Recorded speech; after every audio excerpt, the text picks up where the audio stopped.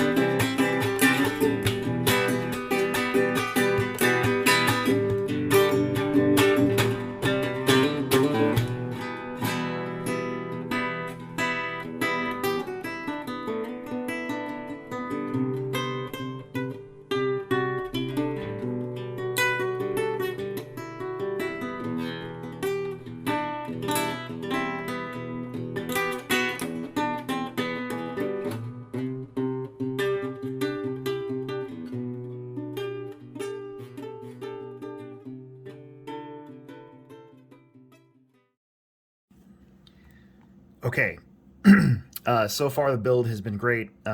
Associated instruction manuals are always very, very well done. I haven't seen any misprints or issues at all. Now that we're at the transmission, I did want to go over how I apply your black grease. I'm not a big fan of putting a lot of grease on gears. I normally don't, but because these are all metal gears in this kit, you do got to put a little bit on there. Too much, and in my opinion, it can slow the truck down, but also just attract dirt. It just any dirt that does get up in your transmission kind of can sort of turn into this big gelatinous goo. So what I like to do is just apply a tiny little bit as we go around. Just make like a ring. It doesn't even have to be perfect because it's going to work itself in. And we'll do it to both here. Try to keep my fingers in the right part of the camera. So I'm not using a whole lot. Anything more than this, I feel like it just kind of creates a mess more than anything. There you go. And then we'll take this and we'll stick it in there like so. And then you just rotate it around. You can see the grease already starting to spread. And then you take the other part of your case and get it all closed up.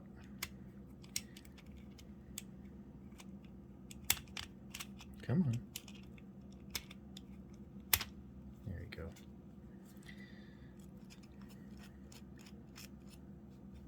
All right.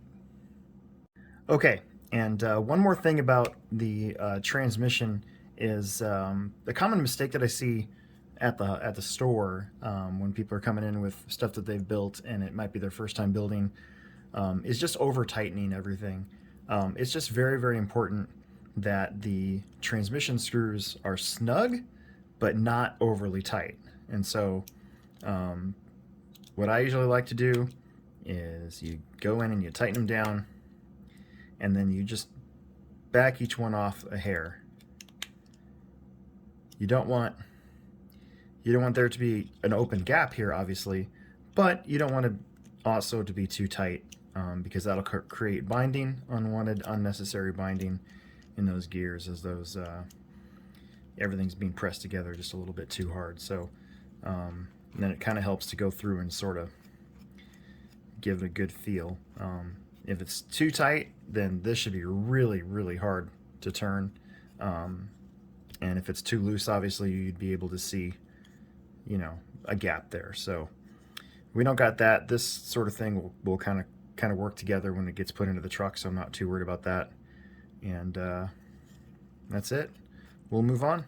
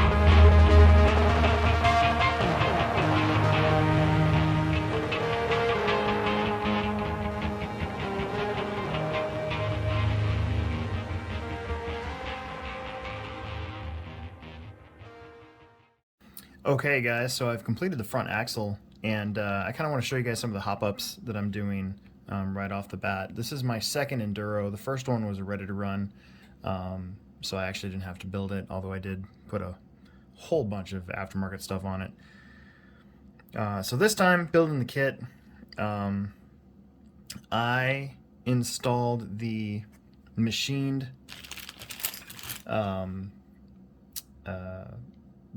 ring gear, and the comes with the machined ring gear spool.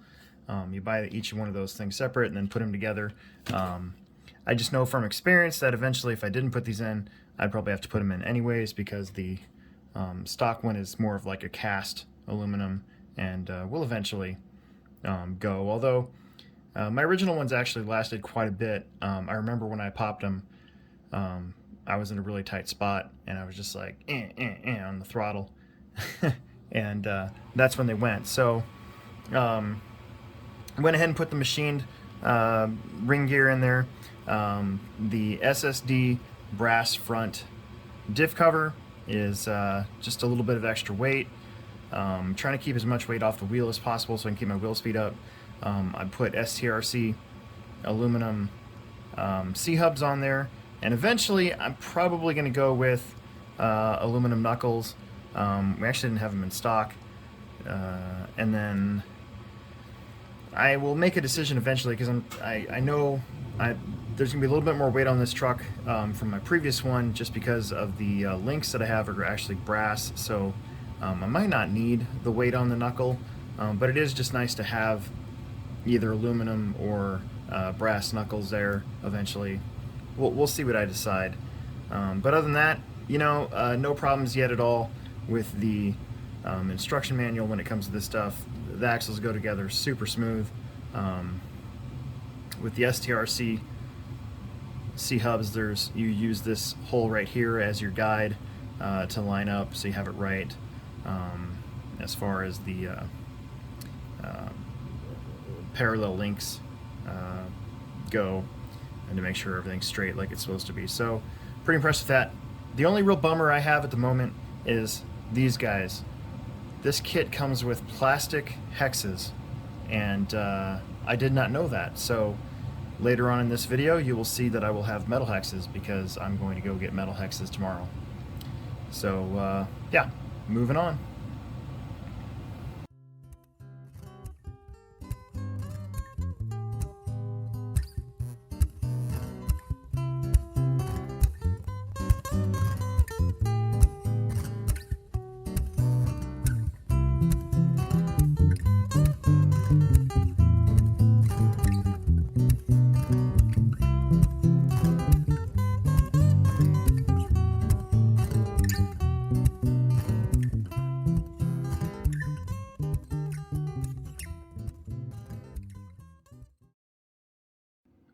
All right, so we are ready to put the links on the truck.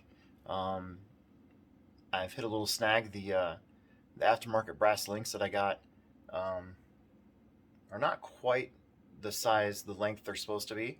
I think I can make the upper and lower rears work and the lower fronts work, but the pan hard mount and steering stuff not going to work. So yeah, we're gonna figure it out though. I'm gonna mix and match a little bit with some of the stock components, and we'll see what we get.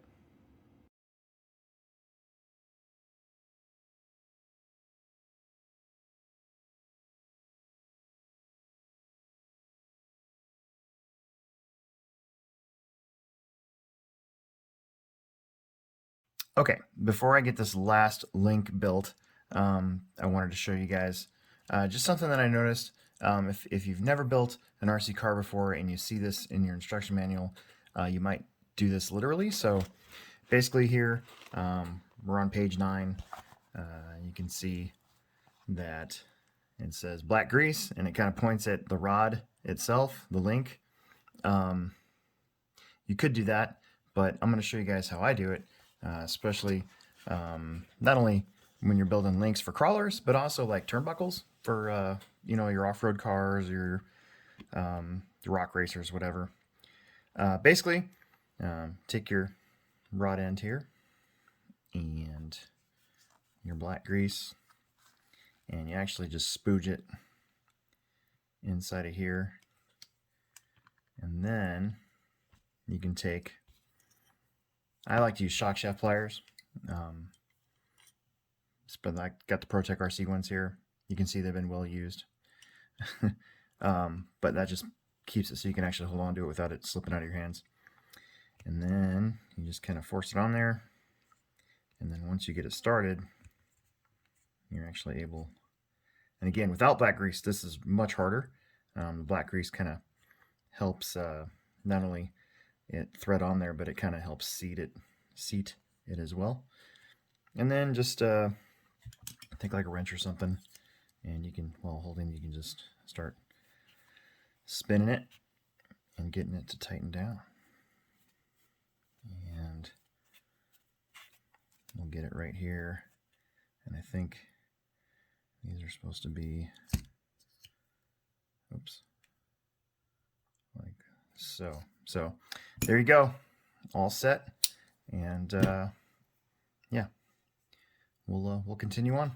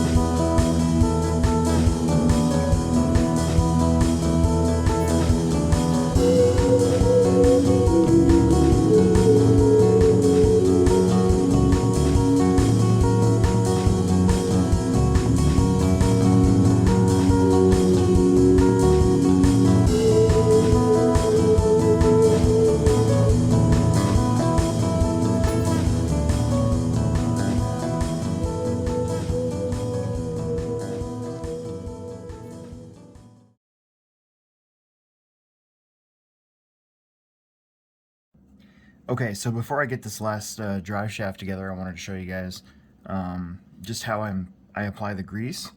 Again, I don't want to use a ton of it and get it everywhere because I think it just attracts dirt, especially on your drive shafts. But what I do is just spooge a little bit kind of onto the,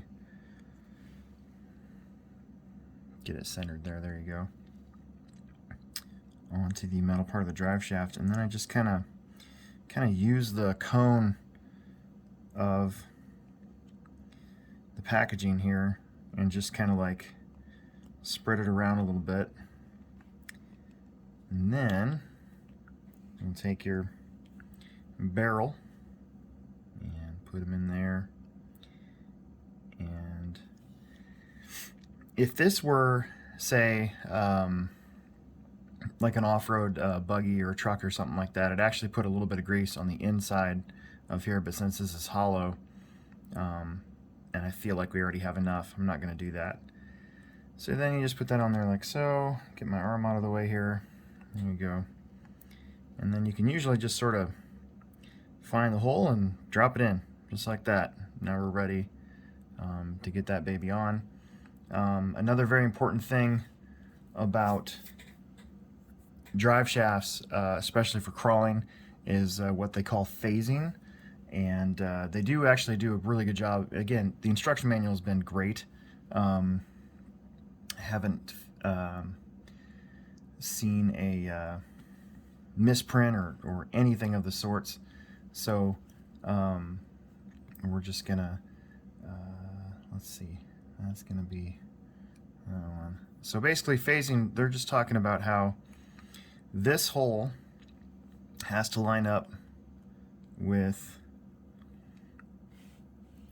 this hole, so that when you put your drive shaft on, these holes line up together.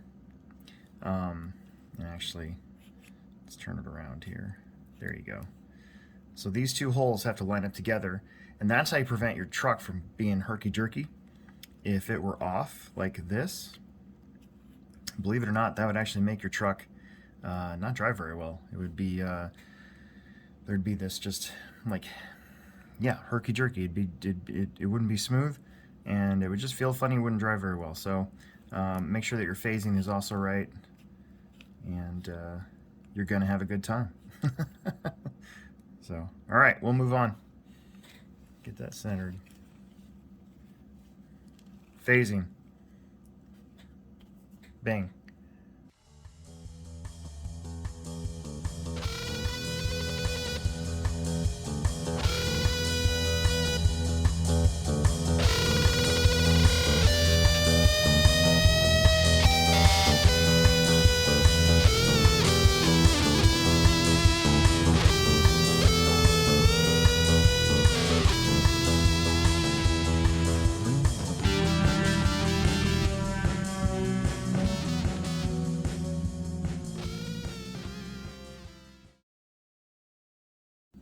Alright guys, so we've made it to the shocks.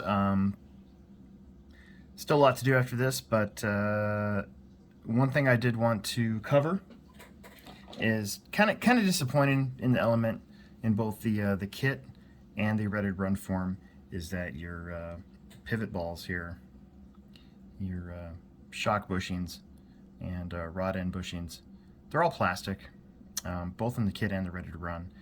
These can wear out pretty quick and get really sloppy. So to remedy that, of course, you actually can buy metal ones. Turns out that Traxxas rod ends actually do fit in the Enduro rod ends pretty well. However, for the shock bushings, I wanted to make sure I got the right size, so I went ahead and got the factory team steel shock bushings here. They're just $5 for four shocks, $5. And I just wanted to show you guys too how to put them in. So you got your metal shock bushing here. Helps to have some shock shaft pliers. You'll see that one side has a ring and the other side doesn't. And with the ring side, you stick him in there. Most shock shaft pliers have this bushing pusher here, And to get them out, of course, you press it in and it pops out into the little chasm there. But here, you actually will grab a hold of them like so, and then slowly, bam, gets it in there. If you press too hard, you can actually push them out because you got this little flange here. No harm, no foul. Some of them will just push all the way through, so just kind of be careful, just kind of feel it. But anyways, so there you go. Now we got a nice metal shock bushing for our cool, awesome Enduro factory team shocks.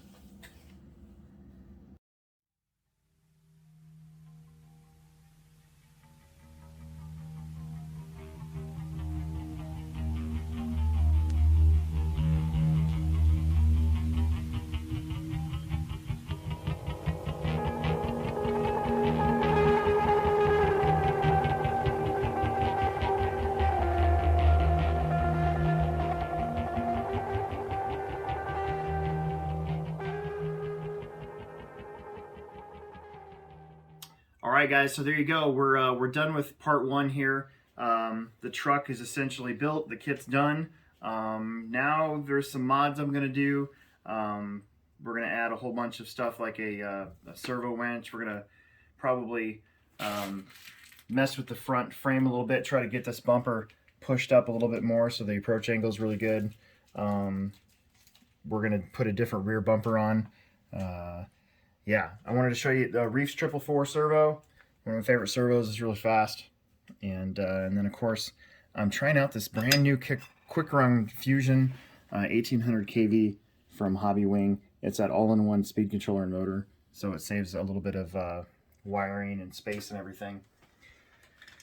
The links, I want to show you guys this. Those brass links I got, they actually worked out pretty well. I just had to make one little adjustment. You can see right here, I'm actually using the Enduro rod end on that one, the stock Enduro rod end, instead of these little Traxxas ones that were included. And the size was right. Should be really good. Just a little bit of extra weight right where it's needed, nice and low. And then one more thing. So I ordered that because it's red. It's the RC four-wheel drive ARB rear diff cover. And the only reason I have that is because it's red. Kind of clashes with the blue now that I look at it, but whatever. The body's going to be red, so it'll match there. Okay, so that'll do it for now. We'll move on and start making part two here. But for now, that's it. Make sure that you subscribe, like, tell your friends, and I look forward to making another video for you guys soon.